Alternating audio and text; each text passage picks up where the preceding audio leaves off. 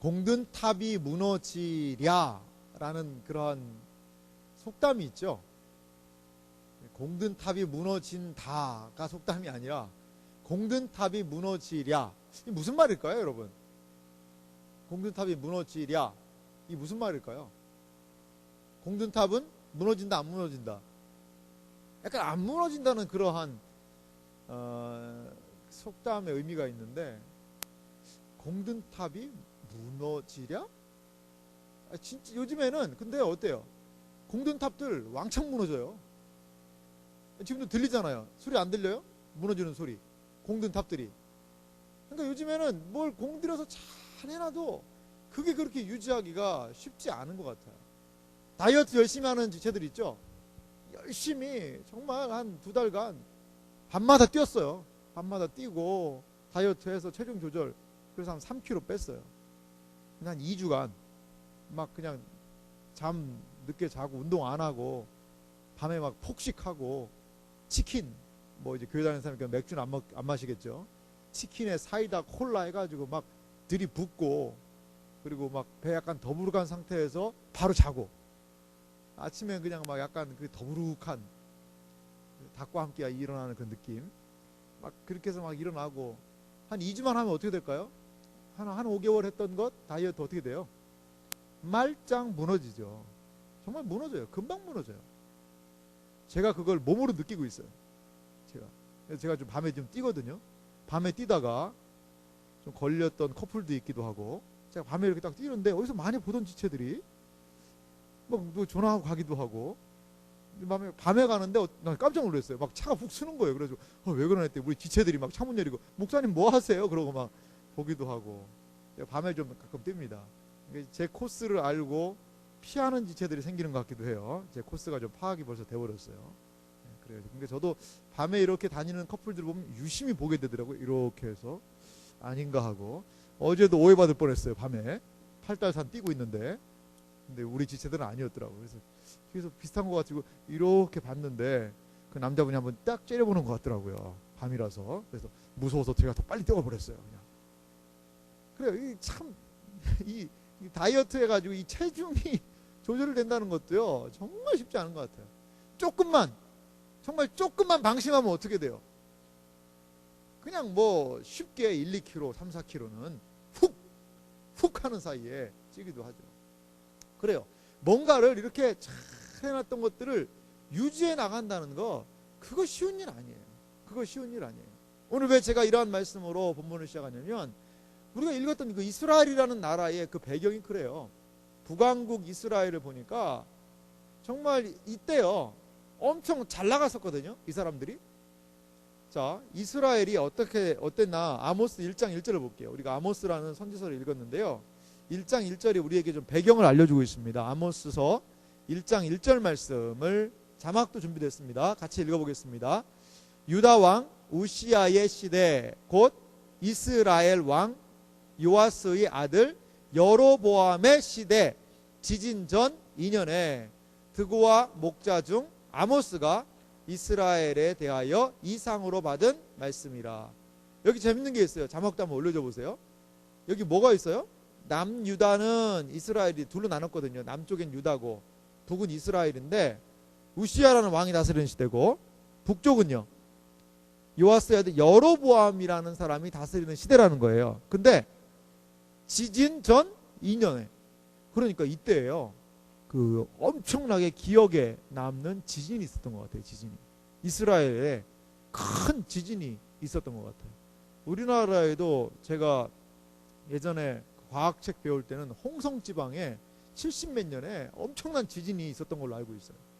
그러니까 지진하면 사람들이 알잖아요. 근데 그거 전이라는 거예요. 근데 이 여로보암이라는 이 왕이요, 어떤 왕이었냐면 상당히 잘 나가는 왕이었어요. 여러분, 이스라엘 나라 중에 그래도 우리가 성경을 이해하려면 이스라엘 역사를 조금은 알아야 되는데, 이스라엘 나라 역사 중에 그래도 가장 좀 번성했던 때가 누구 때였던 것 같아요? 여러분이 생각하기에 누구 때였어요?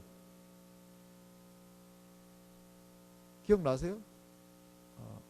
괜찮아요. 예, 여러분이 모르니까 제가 있는 거잖아요. 예, 그래도 그 정도면 알면 좋은데, 다윗 왕 때잖아요. 다윗 왕 때. 그리고 다윗 아들 솔로몬 때. 우리나라 조선시대 때는 언제가 가장 좀 나라가 그래도 조선시대에는 가장 중흥기였어요? 그렇죠. 예, 맞아요. 영정조 때죠. 사도 그때쯤이었어요. 영정조가 치세하던 그때가 그래도 조선의 가장 중흥기 아니었냐, 이렇게 많은 사람 보고 있어요. 그러니까 정조가 우리 뭘 줬어요? 수원 화성까지 만들어 놓고, 화성 만들 때가 좋은 때인 거예요, 여러분. 수원이 좋은 때죠. 얼마나 좋아요 지금. 그래요. 그렇듯이 이 솔로몬이라는 왕 때에 상당히 이스라엘이 번영을 누린 때였거든요. 그리고 이스라엘 나라 사람들은 그때로 돌아가고 싶어 해요. 그랬는데 북왕국 이스라엘이 이제 남북으로 나눈 다음에 이 여로보암이라는 이 왕 때에, 여로보암은요 사실 솔로몬 다음에 나라가 둘로 나뉘는데 그때 북왕국을 다스렸던 왕이 여로보암이었어요. 그러니까 지금 얘기하고 있는 여로보암 2세예요. 2세. 여로보암이 둘이 있거든요. 근데 이때 정말 그 많은 영토를요 차지했어요. 역사적으로 보면 그때 이 아시리아라는 나라가 세력이 좀 약해졌을 때였어요. 세력이 약해지니까 어떻게 되겠어요? 주변국과의 관계 속에서 이 위가 약해지면 이 이스라엘 나라는 좀 더 풍성한 삶을 누릴 수 있지 않겠어요? 정치적으로도. 그래서 이게 한 8세기 초엽이거든요. BC 8세기 정도 초엽인데 그때에 이러한 나름대로의 북왕국 이스라엘에 융성함이 있었다는 거죠. 번성함이 있었어요. 그런데 잘 나갈 때 꼭 문제가 있잖아요. 이들의 잘 나가는 것은요 그냥 잘 나가는 것은 아니었던 것 같아요. 이 잘 나가는 것의 의미를 우리가 알 수 있는 게 아모스 6장 12절과 13절이에요. 성경도 한번 찾아보고요. 자막도 준비됐거든요. 아모스 6장을 한번 펴보세요. 아모스 6장 12절과 13절은 그 시대 상황을 알 수 있는, 이 아모스가 사역하던 시대 상황을 알 수 있는 그런 부분이에요. 그런데부터 한번 읽어보겠습니다. 6장 12절 읽습니다. 그런데 너희는 정의를 쓸개로 바꾸며 공의를 열매를 쓴쑥으로 바꾸며 허무한 것을 기뻐하며 이르기를 우리는 우리 힘으로 뿔들을 취하지 아니하였느냐 하는도다. 이게 그 당시 이 사람들이 했던 생각이라는 거예요. 그 사람들이 이런 말을 하고 있다는 거예요. 정의가 뭐예요? 그 사회에 정의가 구현되어잖아요. 애들 학교 보내. 좋은 학교 보내야 돼. 성적은 딸려. 그러니까 어떻게? 뇌물 써. 시험지 미리 빼돌려. 돈 가지고. 그래가지고 실력 안 되는 애들이 좋은 학교 들어가. 여러분 이런 상황을 어떻게 여러분 볼 거예요? 뭐 돈 있으면 그렇게 할 수 있지. 이래요? 막 분노가 생기잖아요. 분노가 생기잖아. 아니 쟤 나보다 공부 못하는 애인데 어떻게 저기 가 있어? 돈 썼대. 운동 나보다 좀 못해. 아니 운동 거의 비슷비슷하게 해. 돈 써가지고 막 다른 데 가. 막 그러면은 열받잖아요. 예전에 어땠어요? 제가 지금도 기억나는데요. 우리나라 축구 하는데 그때 사우디랑 축구할 때였어요. 사우디. 제가 어릴 때인데 사우디아라비아하고 축구를 할 때인데 분명히 골인이었거든요. 근데 갑자기 심판이 삐 호각을 부르는 거예요. 업사이드 그러는 거예요. 업사이드 아니었는데 나중에 봤더니요. 그 사우디에서 그 심판을 돈으로 매수를 했더라고. 그러니까 계속 우리가 공하면 무조건 막 호각 불고. 그 경기를 제 어린 나이에 봤던 것 같거든요. 1980년대로 기억합니다. 제가. 물론 안 태어나신 분도 한 몇 분 계신 것 같아요. 근데 그때 저희 그때 부친까지 걸먹여서 좀 죄송합니다만 저희 부친도 막 열받아 하시는 것 같아요. 저걸 막 돈 먹었다고. 근데 진짜 아니나 다를까. 근데 어때요? 경기는 끝났고 뭐 물릴 수는 없잖아요. 그래 공이라는 게 그거예요. 사회에 적어도 기본적인 통념, 열심히 일하는 사람들에게 대가가 지불되고 하는 그런 것들. 근데 그것을 뭐로 바꿔요? 정의, 공의 이런 게 쓸개가 되고 쑥이 되는 거예요. 쑥. 공의가 달콤해야 되잖아요. 정의가 달콤해야 되잖아요. 정의 때문에 많은 사람들이 힘을 내고 용기를 낼 수 있어야 하잖아요. 근데 정의를 찾으면 써요. 쓴 거예요. 막. 정의가 고통을 주는 거예요. 오히려. 자, 아모스 7장 11절 말씀도 읽어볼까요? 그 시대 상황을 이야기하는데요. 이건 아모스가 그 공동체에 외친 메시지입니다. 같이 읽어보겠습니다. 아모스 7장 11절이에요. 아모스가 말하기를 여로보암은 칼에 죽겠고 이스라엘은 반드시 사로잡혀 그 땅에서 떠나겠다 하나이다. 하나님이 이렇게 말씀하신다는 거예요. 여로보암 왕, 지금 어떤 왕이에요? 엄청 잘 나가고 있는 거예요. 진짜 잘 나가요. 정말 잘 나가고 있는 시대예요. 나라가 막 영토로 확장하고 그 사람들은 막 배부르고 잘 사는 것 같아요. 우리식으로 얘기하면 다 막 사람들이 벤츠에 막 그랜저에 너무 차이가 많이 나네. 벤츠에 에쿠스에 막 이런 차만 다 타고 다녀. 막 세단들 다 타고 다니고 너무나 살기 좋다는 거예요. 그런데 선지자가 뭐라고 그래요? 그거 아니라는 거예요. 그거 아니라는 거예요. 지금 상태 안 좋다는 거예요. 그래서 뭐라는 거예요? 왕은 칼에 죽는다는 거예요. 그리고 이스라엘 그 나라 사람들은 다 잡혀갈 것이다. 이 선지자가 참 선지자 하려면 간이 좀 커야 될 것 같아요. 왕이 버젓이 살아있는데 그것도 정치를 엄청 잘해가지고 외교도 잘해가지고 막 땅도 엄청 넓혔어요. 그러면 왕 잘하고 있다고. 왜? 국민적인 지지가 올라갈 거 아니에요. 지지도가 어때요? 땅 많이 하고 뭐 외교적으로 잘하고. 우리나라 보세요. 만약에 정부가 해서 우리 이번에 무역 흑자가 사상 최대를 달성했습니다. 그럼 국민들이 어때요? 마음적으로 뭐 정부가 저따위로 해 이런 거 안 하잖아요. 뭐 정치적인 이슈가 좀 있어도 야 이게 좀 열심히 하잖아.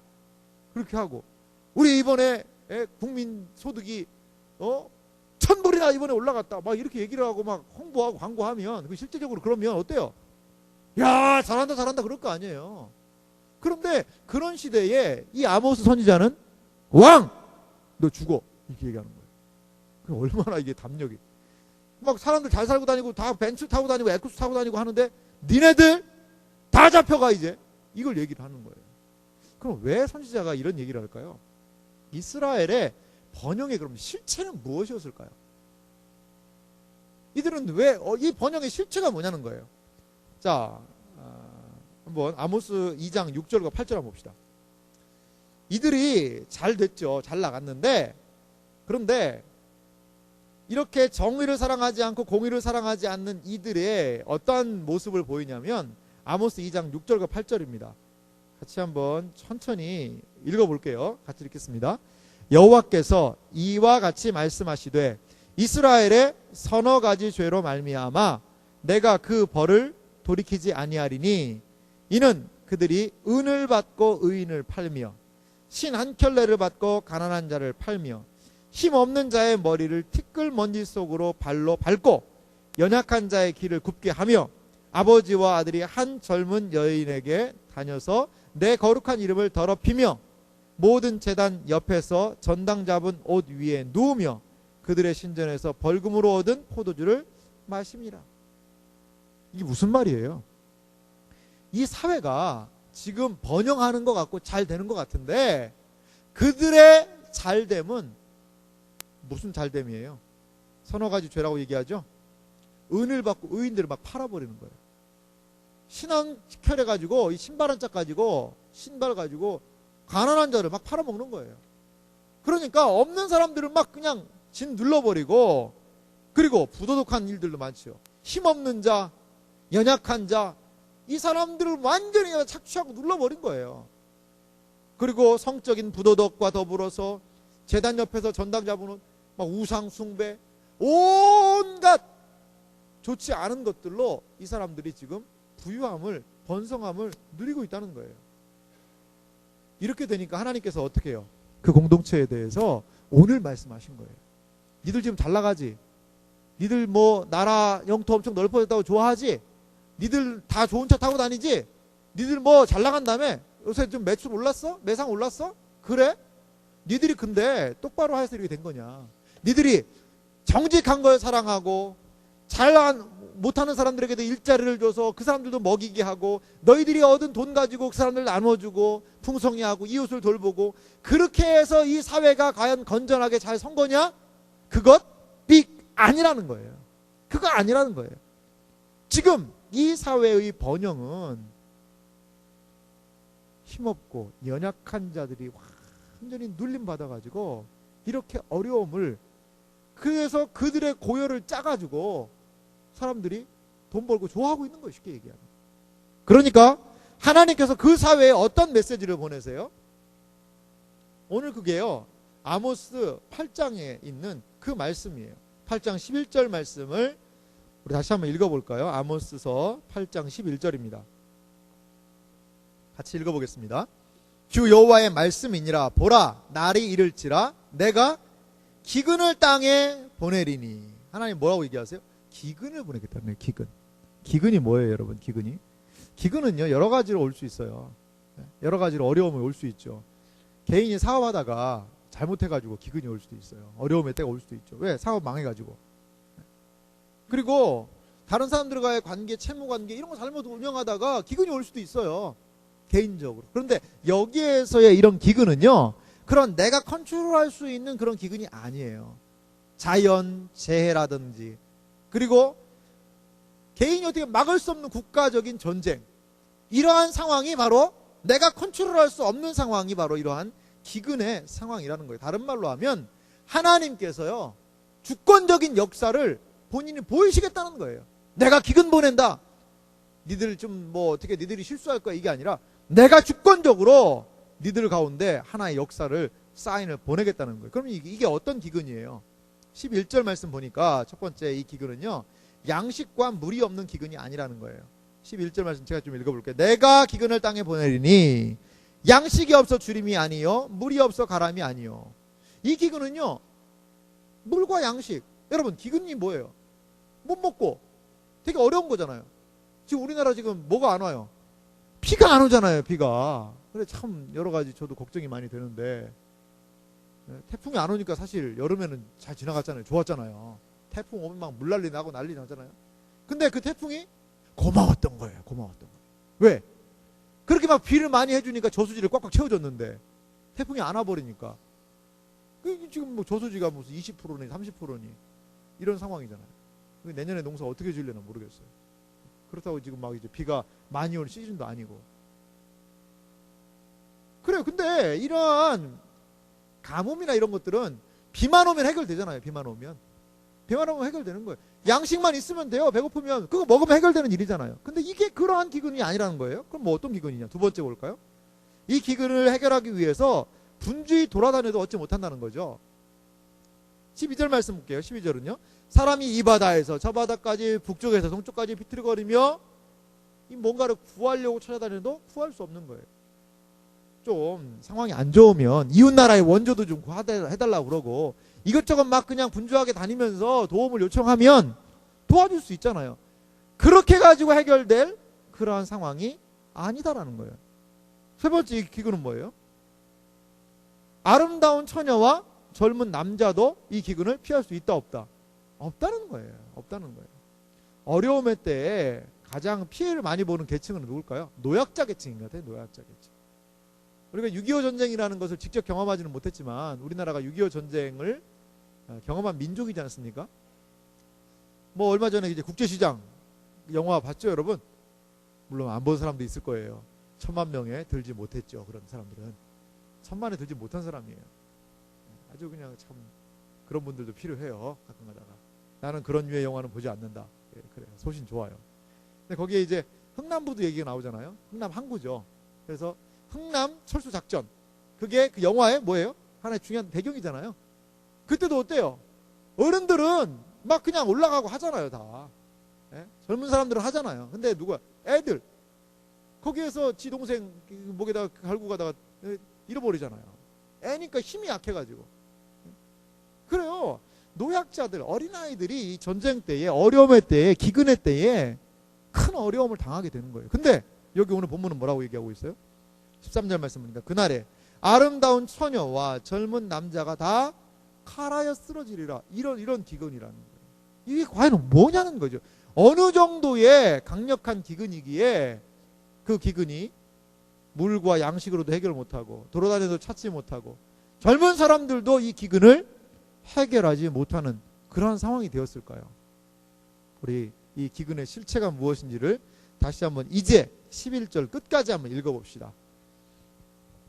아모스 8장 11절 말씀을 한번 다시 한번 읽어보겠습니다. 같이 읽읍시다. 주 여호와의 말씀이니라. 보라, 날이 이를지라. 내가 기근을 땅에 보내리니 양식이 없어 주림이 아니며 물이 없어 가람이 아니요 여호와의 말씀을 듣지 못한 기갈이라. 이 기갈의, 이 기근의 실체는 뭐였어요? 여호와의 말씀을 듣지 못한 기갈이라 라고 얘기하고 있어요. 이것은 눈에 보이는 물질적인, 육신적인 그런 특성이 아니었어요. 이거는요, 영적인 의미가 이 기갈 안에 포함이 되었다는 거예요. 신앙적인 측면에서의 기갈이 바로 이 기갈이라는 거예요. 우리는요, 이제 얘기를 들어보니까, 좀, 그거는 좀, 목사님, 그냥 뭐, 사실 신앙생활 좀, 좀 천천히 하고, 그닥 그렇게 필요할까요, 그게? 뭐, 하나의 말씀. 뭐, 하나의 말씀 듣고 이해하면 좋죠. 근데 뭐, 그거를 못한다고 그래서, 뭐, 다, 뭐, 굶어 죽고, 젊은이들이 기갈을 하고, 그 정도는 아닌 것 같은데. 이런 생각이, 뭐, 안 하겠지만, 들 수도 있지 않나 생각이 들어요. 뭐, 하나님 말씀, 뭐, 들으면 좋죠. 하나님 좋은 말씀 하시잖아요. 그런데, 뭐, 예배 시간에, 뭐, 그렇게까지 막 죽고 사는 문제까지는 아니지 않습니까? 사실 내가 지금 먹고 사는 게 더 중요하지 않나요? 이러한 생각을 우리는 할 수 있죠. 저도 그거 인정합니다. 할 수 있어요. 그런데 여러분 한번 보십시오. 우리 영적 기갈이라는 게 무엇인지를 한번 생각해 봤으면 좋겠어요. 영적 기갈이라는 게. 여러분, 밥은 먹고 살죠? 여러분, 밥은 좀 먹고 살아요? 옆에 있는 사람들 한번 보세요. 밥은 먹고 사나? 한번 물어봐요. 밥은 먹고 사니? 하고 한번 물어봐요. 네. 그래요. 이제 많이 살아났네요. 살아났어요. 많이 살아났어요. 밥 먹는 게 중요하죠. 근데 요즘은 사실 밥을 아예 뭐 못 먹을 정도로 그런 상황은 아니잖아요. 우리 사회가.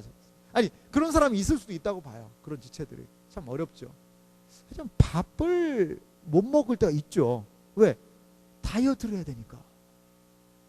다이어트 때문에 여러분 좀 덜 먹어야 되는 사람들 많아요. 제가 이러면 안 되죠. 예. 아니에요. 드세요. 맛있게 드세요. 예, 맛있게 먹는데 몸도 좀 생각을 조금만 하세요. 네. 제가 눈을 일부러 안 마주칠게요. 안 마주칠게요. 그 사람한테 얘기하는 것 같아가지고. 근데요, 여러분, 밥만 먹고 살 수 있어요, 사람이? 밥만 먹고 살 수 있나요? 밥만 먹고 삼시세끼, 야, 아침 맛있네. 점심도 있네. 야, 맛있네. 야, 저녁밥. 야, 진짜 맛있다. 야, 빨리 자자. 아침 일어나서, 또 아침이네. 우와, 진짜 맛있다. 점심만. 그럼 뭐라 그래요? 어이구, 너는 밥만 먹으면 되냐? 뭐야? 이렇게 얘기를 하잖아요. 밥은 먹고 사는데요. 밥은 먹는데 이 삶이라는 게 너무나 이게 의미를 발견할 수 없을 때 멘붕 오는 거예요. 제가요, 멘붕을 발견하고 의미 없는 삶, 영혼 없는 삶의 모습을 발견하는 장소가 있어요. 그게 어딘지 아세요? 이 시간 아닙니다. 걱정하지 마세요. 이 시간 아니에요. 예비군 훈련 갔어요. 예비군보다 민방위. 제가 이제 민방위 다 끝났어요. 제가 그 통지서 받고 얼마나 기뻤던지 몰라요. 그거 버리지도 않았어. 귀하는 이제 모든 병역의 의무가 마쳐졌습니다. 민방위 훈련이 이제 해제된 것을 통보드립니다. 그거 받고, 드디어 끝났구나. 민방위까지. 이제 자유해요. 근데 민방위 교육 가잖아요. 어떨 것 같아요? 막 민방위 가면 눈이 막 반짝반짝 하면서 막 받아 적고, 교관님이, 이렇게 얘기하는구나. 그렇구나. 이렇게, 저런 상황에서는 저렇게 대처해야 돼. 그러면서 막 그냥 메모하고 적고 그래요. 그럼 민방위의 목적은 뭐예요? 들어오는 목적. 들어오는 순간에 뭐 생각해요? 빨리 끝나서 집에 가야 되는데. 들어오면서 앉는 순간, 왜 이렇게 지루해? 시작도 안 했는데. 그게 민방위들이에요.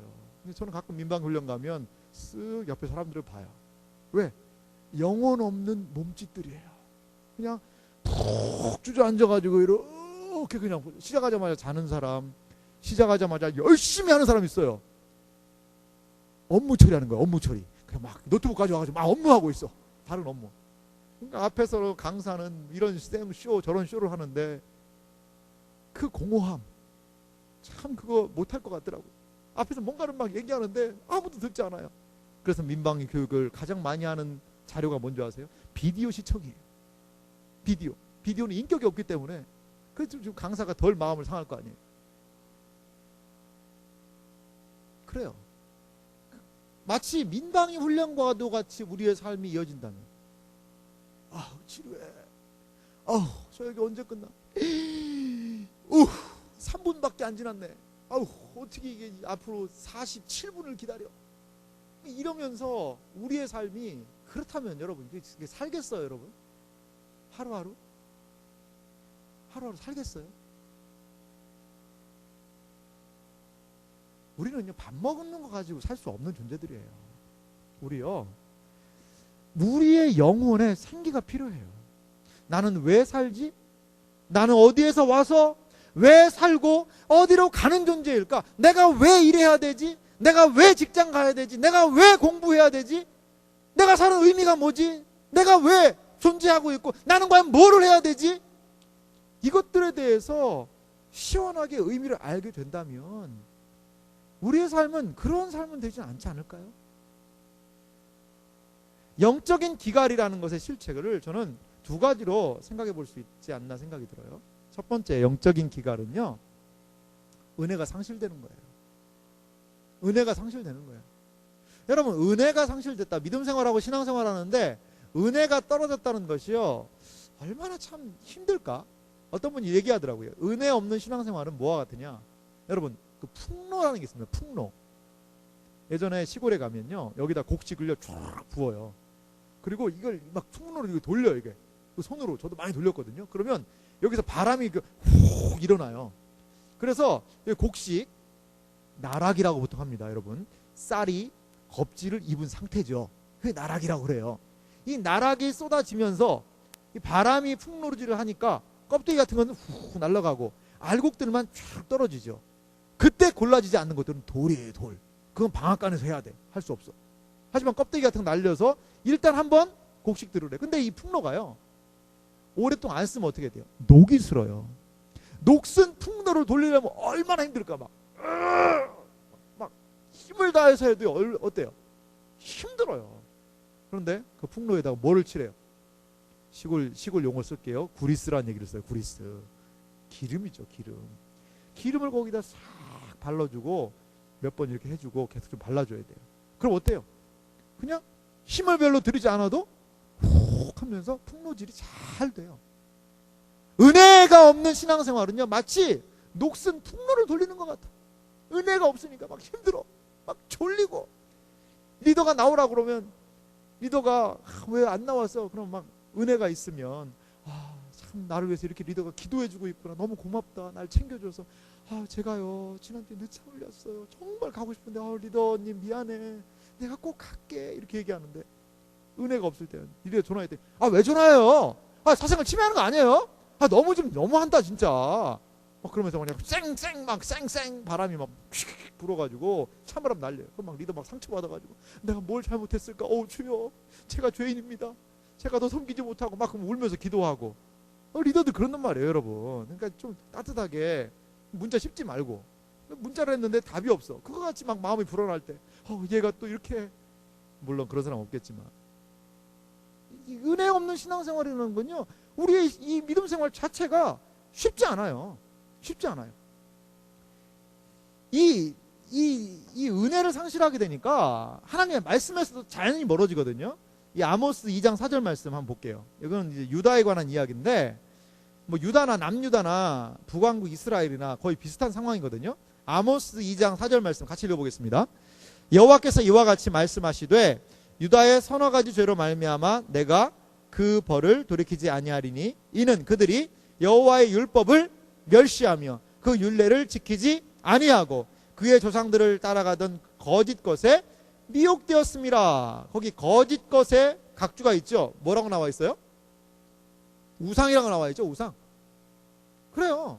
은혜의 자리에서 탈피하니까 하나님의 말씀에서부터 멀어지게 되고 하나님이 아닌 다른 것들에 대하여서 생각과 마음이 나아가게 되더라는 것이죠. 나아가게 되더라는 거예요. 은혜 없이도 살 수 있다는 생각을 해요. 은혜 없이 살 수도 있다. 꼭 굳이 하나님의 은혜 받아야 되냐? 은혜 없이도 살 수 있다. 은혜 없이 살 수 있다. 요즘 저도 이제 청년들에 대한 기사를 이제 항상 좀 이제 포털 사이트 같은 데 뜨면 꼭 읽어요. 왜? 어떻게 참 사나. 근데 한 젊은이의 이야기가 있더라고요. 한 2시쯤에 출근해서 새벽 한 2시까지 일을 한대요. 그리고 집에 오면 어떻게 할까요? 좀 하다가 새벽녘에 잠자고 다시 일어나서 2시에 출근하고 다시 하루 종일 일하고 또 자고 그렇게 계속 사는 거예요. 그것도 비정규직인데. 정규직이었나 그때? 잘 모르겠네 갑자기. 근데 그런 일을 하는 거예요. 근데 이 지체가 이 지체는 모르겠어요. 거기 나와 있는 젊은이가 20대 후반이었던 걸로 알고 있는데 형제였고 남자 청년이었는데 근데 뭐라고 그러냐면 그냥 자기는 더 그냥 하고 싶은 마음이 없대요. 그냥 이대로 그냥 그대로 그냥 이렇게 해서 돈 받으니까 한 200만 원 주는데 그거 가지고 그냥 살고 그러니까 다른 모든 것들 3포, 5포, 다포 그냥 다 포기하면서 그냥 이대로 그냥 살겠다는 거죠. 이대로. 왜? 여러 가지 희망을 발견할 수 없으니까 그냥 거기에 다람쥐 쳇바퀴 돌듯이 그냥 계속 돌아가는 일상에서 의미도 발견할 수 없고 그러니까 그냥 이렇게 해서 돈은 나오고 살 수는 있으니까 내가 그냥 이렇게 살기는 해야 되겠다. 그런 삶으로 계속 돌아가는 거예요. 돌아가는 거예요. 인생이 뭐예요? 몸이 건조한 거예요. 몸이 건조한 거예요. 과연 우리의 삶이 그런 삶일까? 과연 우리의 삶이 그렇게 평생 우리의 사용 용도가 이 컵의 용도가 뭐예요, 여러분? 아니 이 쟁반의 용도가 뭐예요? 이 쟁반은 이런 컵을 이렇게 받쳐서 들고 다니라고 있는 게 이 쟁반의 용도 아니겠어요? 물론 쟁반이 여러 가지 용도로 쓰일 수 있어요. 가끔가다 선생님도 열받으면 어때요? 이걸로? 요즘 그러면 안 되지만 애들 많이 맞았어요. 저 학교 다닐 때 그 쟁반 큰 걸로 이거보다 학교 다닐 선생님들 막 쟁반으로 막 때리기를 하더라고요. 요즘은 큰일 나죠. 그리고 어떤 사람 좀 정신이 좀 건 사람 머리 쓰고 다닐 수도 있어요. 피가 오니까 이거 썼다는 거죠. 뭐라고 말리겠어. 그렇게 할 수도 있어요. 근데 얘의 용도는 뭐예요? 진짜 용도는 때리는 거? 날리기? 모자? 아니잖아요. 이거잖아요. 이게 컵을 좀 받치할 때 얘의 용도에 맞게 쓴 거잖아요. 사람 용도가 뭐예요? 인간 용도는 뭐예요? 뭐 하는 데 쓰는 거예요? 돈 버는 기계? 그래서 돈만 벌어와? 돈 버는 기계로 살아야 돼? 삶의 의미와 목적이 뭐냐는 거예요. 하나님의 은혜는 하나님의 말씀은 우리에게 그 의미를 알려줘요. 비록 우리가 때로 그러한 힘든 일을 한다 하더라도 그 힘든 일 가운데서도 하나님의 말씀은요, 은혜는 의미를 발견하게 해준다는 거예요. 의미를. 목사님, 그럼 의미 발견하면 더 연봉 올라가나요? 그런 거 아닐 수 있죠. 하지만 적어도 내가 그렇게 무가치한 존재로 내가 기계 하나의 부속품으로 덜덜덜덜덜 끌려다니는 그건 아니에요. 왜?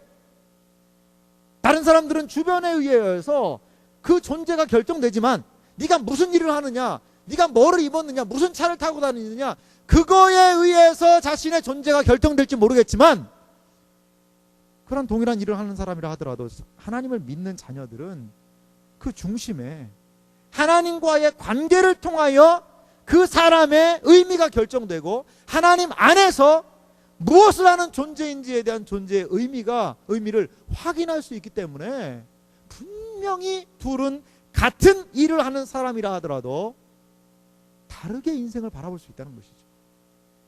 이게 은혜가 주는 저는 가장 큰 힘이라고 봐요. 힘이라고 봐요. 이것이 바로 하나님의 은혜가 우리를 이끌고자 하는 그런 모습이라고 봐요. 그런 모습이라고 봐요. 여러분, 과연 아무도 없을 때 여러분은 누구예요?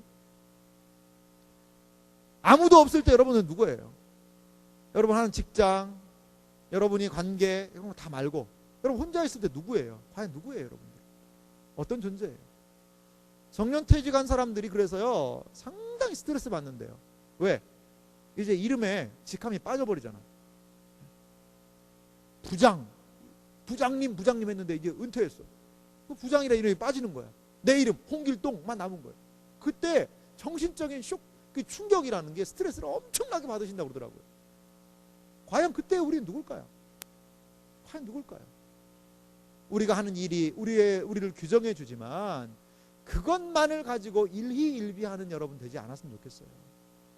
그래서 우리에게 이 기갈이라는 것은요, 하나님 은혜 없이도 살아갈 수 있다는 거예요. 쉽게 말하면 하나님의 은혜 없이도 나는 잘 살 수 있어. 이것이 바로 영적인 기갈의 때라는 거예요. 참 두 대조적인 모습이 있는데요. 광야가 있습니다. 광야에서 이스라엘 백성들이 어떻게 했어요? 광야에서 출애굽해가지고 다니면서 사실 물 엄청 찾았어요. 그리고 뭐 찾았어요? 양식 엄청 찾았어요. 먹고 사는 거. 먹을 걸 달라고 막 모세한테 엄청 원망하고 그랬거든요. 근데 그 1세대들 어떻게 했어요? 광야에서 다 죽었어요. 그런데 예수님이 공생을 시작하시면서 가장 먼저 하신 일이 뭐예요? 광야로 가셨어요. 그 광야로 가셔서 마귀에게 시험을 받으면서 마귀가 얘기하잖아요. 줄이셨어요. 줄이신 그분을 향하여서 얘기를 해요. 야 예수, 이 돌로 떡덩이가 돼서 너 좀 먹어라. 너 배고프지? 먹어. 라고 이야기할 때 예수님 뭐라고 얘기하셨어요? 마태복음 4장 4절입니다. 같이 한번 큰 목소리로 읽어봅시다. 같이 읽습니다. 예수께서 대답하여 이르시되 기록되었으되 사람이 떡으로만 살 것이 아니요 하나님의 입으로부터 나오는 모든 말씀으로 살 것이라 하였느니라 하시니, 예수님은요 이 마귀의 시험을 이겼어요. 지금 당장 떡을 먹어야 돼요. 줄였어요. 배고파요. 그런데 그걸 할 수 있는 능력이 있으심에도 불구하고 사람이 떡으로만 사는 건 아니다. 떡이 있어야 되겠지. 하지만 떡보다도 중요한 것이 하나님의 말씀이다. 나는 하나님의 말씀으로 산다. 이것을 천명하신 거예요. 이스라엘 백성들이 1세대들이 광야에서 떡 찾고 물 찾다가 다 죽어버렸어요. 그런데 그 광야에서 실패한 이스라엘 백성과는 달리 예수님께서는 그 광야에서의 시험을 이기셨다는 거예요. 이 영적 기갈은요, 두 번째로 어떤 의미가 있냐면요, 하나님이 함께하지 않으시는 거예요. 하나님이 함께하지 않으시는 거예요. 신자의 가장 중요한 특징, 이스라엘 백성의 가장 중요한 특징이 뭐였어요? 임마누엘, 하나님이 우리와 함께 하시도다, 이거였어요. 근데 기갈의 때라는 건 뭐예요? 하나님이 함께하지 않으신다는 거예요. 한 아이가 있었어요. 아이가 있는데 사람들이 이 아이에게 좋아하는 막 치즈케이크, 햄버거, 사탕, 통닭 이런 거 막 줘요. 근데 이 아이가 울음을 그치질 않는 거예요. 왜 그럴까? 그 정도면 야, 너 사탕 좋아하잖아. 야, 햄버거 먹어. 햄버거 먹고 콜라 안 좋으니까 매실로 먹어라. 그러면서 이제 막 주고, 그리고 치킨 먹어. 막 주는데 이 아이가 계속 울어요. 왜 울어요? 엄마 잃어버려서 우는 거야.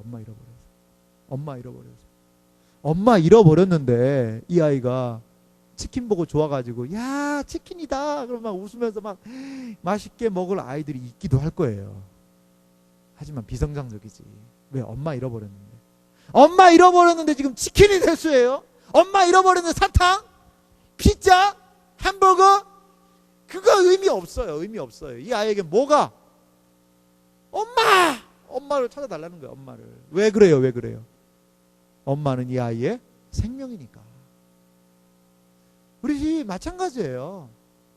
신자에게 있어서 생명은 뭐예요? 하나님이에요. 하나님. 그런데 너무나도 많은 신자들이 피자 주니까 좋아해. 치킨 주니까 하나님 잃어버려. 사탕 주니까 쪽쪽 빨고 다니면서 야, 진짜 행복하다. 인생 달다야. 달달하다야. 진짜 맛있네.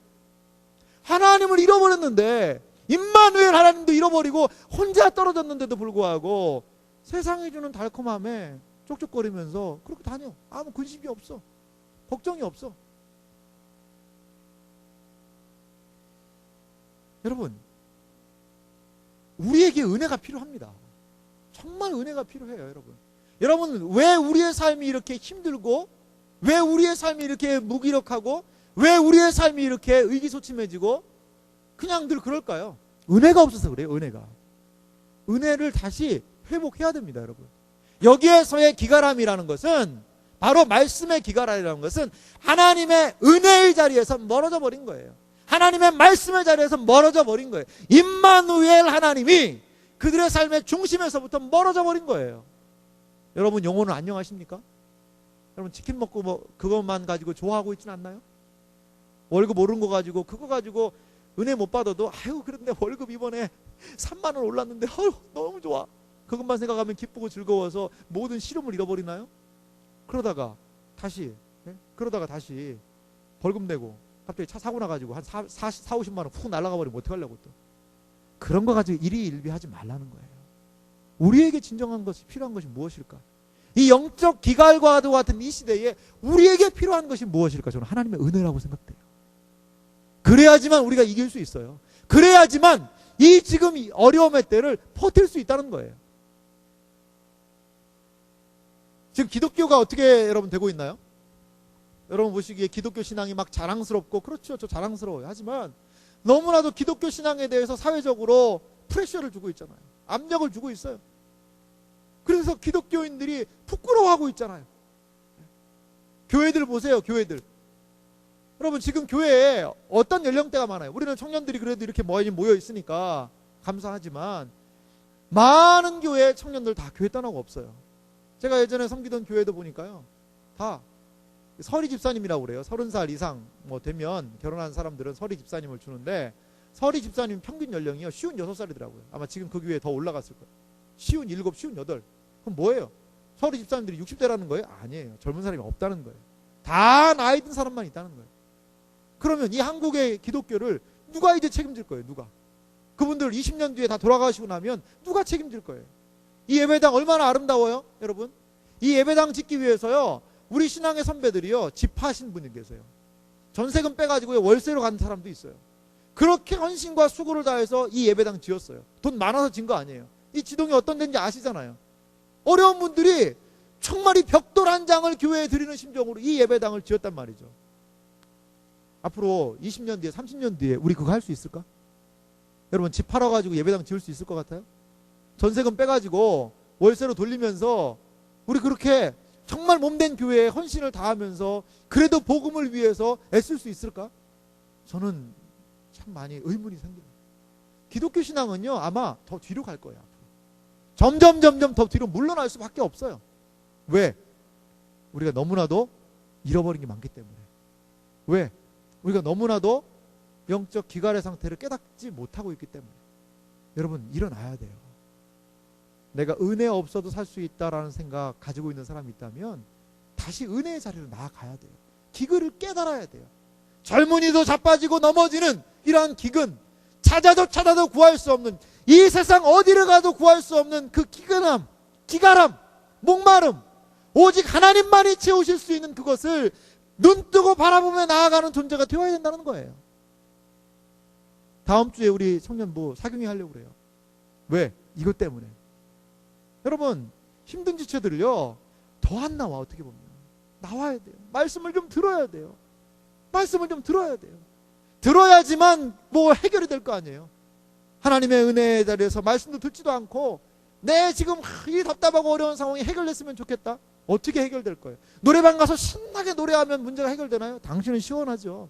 하지만 어때요? 돌아보면 또 여전히 문제는 산적해 있잖아요. 하나님 안에서 우리의 문제들이 해결돼야 함을 여러분 믿으시기 바라요. 수련회하고 그러면 여러분 바짝 좀 올라오잖아요. 왜? 하나님 말씀 가까이 하니까.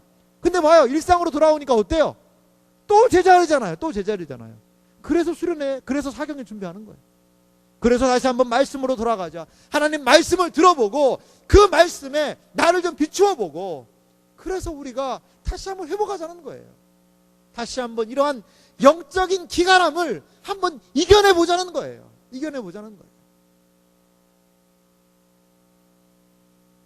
사랑하는 이 자리에 계신 청년 여러분,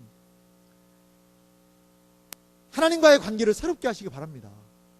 그리고 신앙생활을 여러분, 우리가 그냥, 제가 어떤 지체에게 그런 얘기 했는데요, 제가 반지 끼고 있잖아요.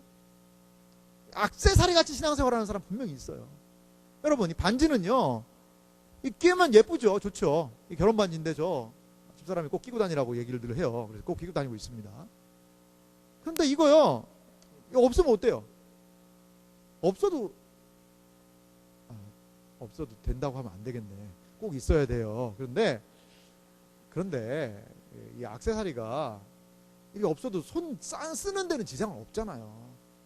손 쓰는 데는 지장은 없잖아요.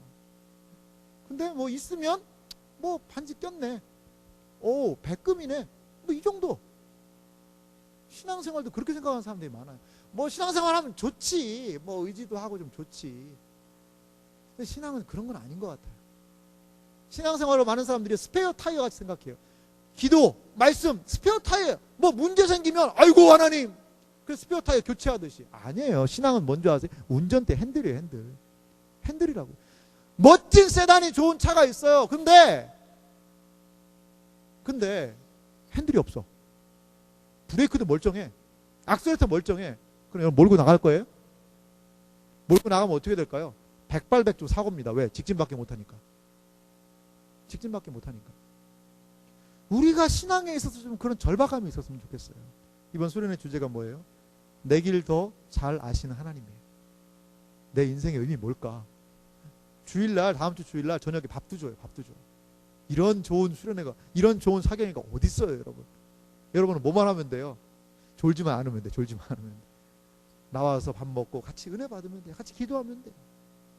특별히 많이 물러나 있는 지체들이 있다면 좀 나와서, 내가 영적 기가람을 경험하고 있다면 좀 나와서 같이 기도했으면 좋겠어. 회복해야 되잖아요. 어디에서? 말씀에서. 하나님 말씀에서 회복해야 되잖아요. 그래야 살지요. 그래야 살 수 있잖아요. 그래서 우리가 당면한 기가람, 이 모든 것 하나님 안에서 좀 해결하는 은혜가 우리에게 있기를 간절히 소망합니다. 마지막으로 우리 시편 73편 말씀을 좀 같이 읽어보도록 할게요. 시편 73편 25절과 28절 말씀인데요. 같이 한번 천천히 읽도록 하겠습니다. 자막을 또 준비했어요. 자막 보면서 읽겠습니다. 같이 읽습니다. 하늘에서는 주 외에 누가 내게 있으리요? 땅에서는 주밖에 내가 사모하리 없나이다. 내 육체와 마음은 쇠약하나 하나님은 내 마음의 반석이시요 영원한 분깃이시라.